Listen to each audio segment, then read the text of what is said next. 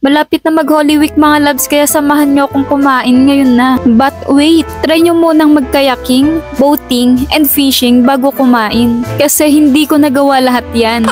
Teka, let me explain. Mag-aalas 6 ng hapon kami nakarating dito na halos magdidilim na, kaya bawal na mag-rides kung ayaw mong lamunin ka ng kadiliman. Kaya nag-order na lang ako ng special seafood fried rice. Mukhang mapapalaban tayo neto. Sizzling beef salpicao na full of mushroom, ito yung favorite ko.